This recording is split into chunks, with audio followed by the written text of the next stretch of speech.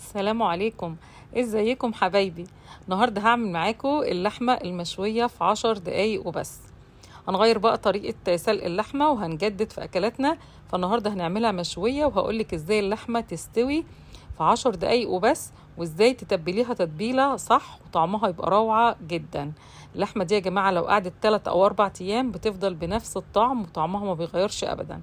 هريسه فلفل احمر وطماطم وبصلايه، زي ما انتم شايفينهم كده. احط عليهم ربع كوبايه لبن. هعملهم في الكبه عشان عايزه عصير، يعني البصل والطماطم. اللبن ده يدوبهم خالص ويبقوا سايلين خالص.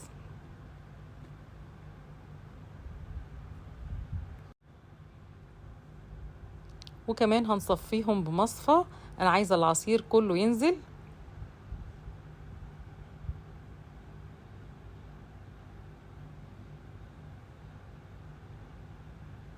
عصرت بقى فيهم لغايه ما خلاص ما بقاش فيهم اي حاجه خالص، ما فيش غير التفل ده.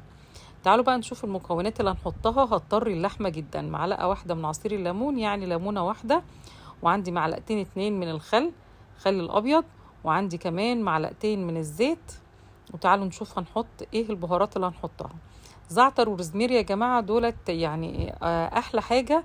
بتدي طعم جميل للحم. معلقه سكر ومعلقه بابريكا ومعلقه فلفل اسمر ومعلقه كزبره ناشفه ومعلقه بهارات لحمه ومعلقه مستردة. خلاص كده احنا كده عملنا حطينا كل حاجه على التتبيله.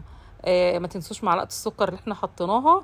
وهنسيبهم بقى يدوبوا مع بعض شويه. واللحمه بتاعتي كانت في الفريزر، وده عرق فليتو يا جماعه عشان هو ده اكتر لحمه، يعني اكتر قطعه لحمه تنفع للشوي. وهي مجمده شويه، يعني فكت شويه بس لسه مجمده. قطعتها التقطيعه اللي انتوا شايفينها دي. والنهارده هوريكم ازاي اللحمه تاخد معاكم تسويه في التتبيله. يعني التتبيله لوحدها هتطريها وتخليها مستويه نص سوا واكتر كمان.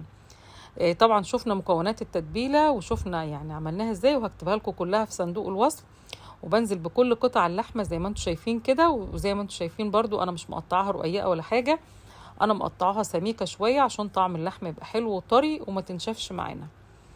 فحطيتها كلها زي ما انتم شايفين، كلها بلتها من الناحيتين بالتتبيله. وبعد كده رجعت عملتها كده ودخلتها جوه كيس. واحلى حاجه للحمه يا جماعه عشان نتبلها في كيس.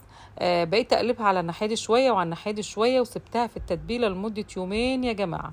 واليومين دول سووا اللحمه كده، يعني انا لو شدتها هتتقطع معايا خالص لانها طريه جدا اهو. يعني انا بس عايزه اوريكم ازاي الانسجه بتاعتها. بصوا اهو، يعني شده جامده شويه وهتلاقوها اتقطعت معايا.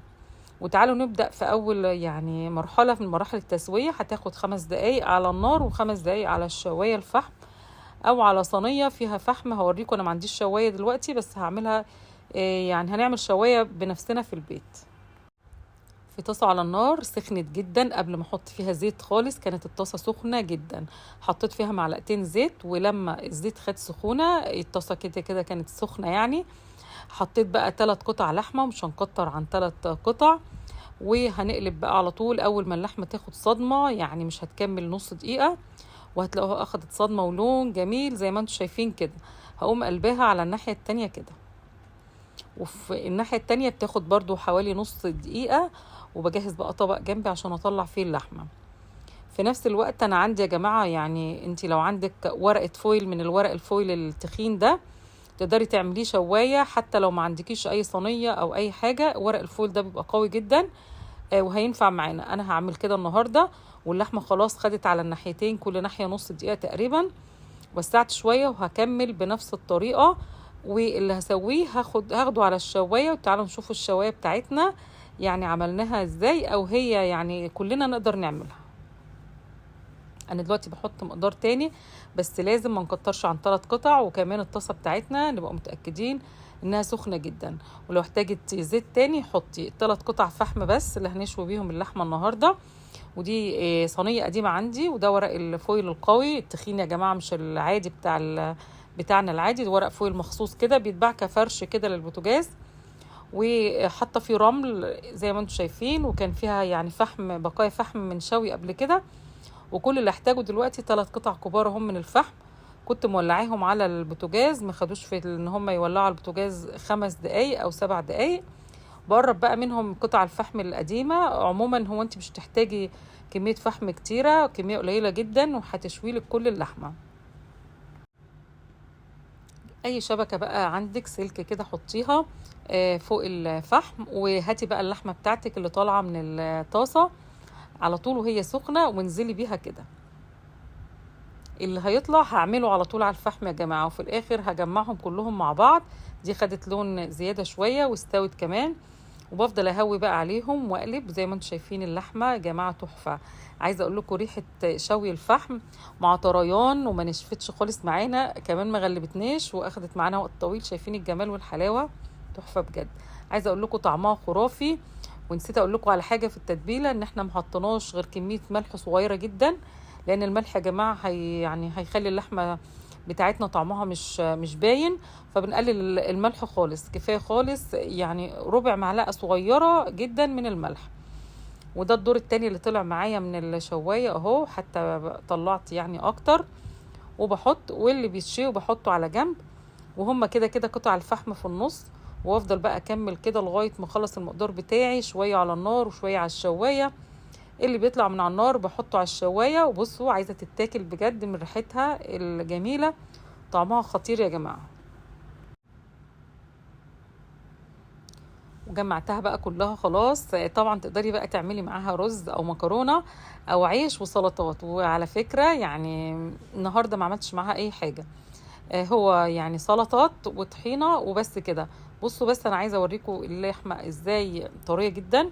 وهرصها، انا حطيت بس شرايح من البصل مع الفلفل، رشيت عليهم رشه فلفل اسمر، وحطيت بقى عليهم اللحمه اهو. ما كانش عندي بقدونس او كزبره او اي حاجه، فاستبدلت بالبصل. وطفيت الفحم على فكره ما خلصش، نقدر نشوي بيه مره تانية. واقفل عليه ورقه الفويل وبشيله زي ما هو كده يا جماعه. ودي الشوايه السريعه اللي بستخدمها جوه المطبخ. بصوا بقى شكل اللحمه اهو قدامكم.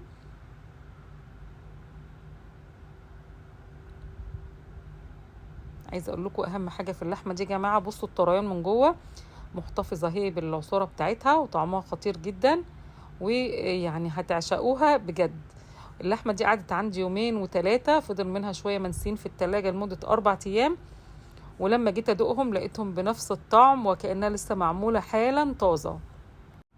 يعني معنى كده ان انت لو عندك عزومه، او حتى لو هتعملي لحمه زي كده مشويه في العيد، تقدري تعمليها قبلها بيوم او يومين، وتطمني جدا ان طعمها مش هيغير، غير برضو اللحمه المسلوقه اللي طعمها بيغير من تاني يوم.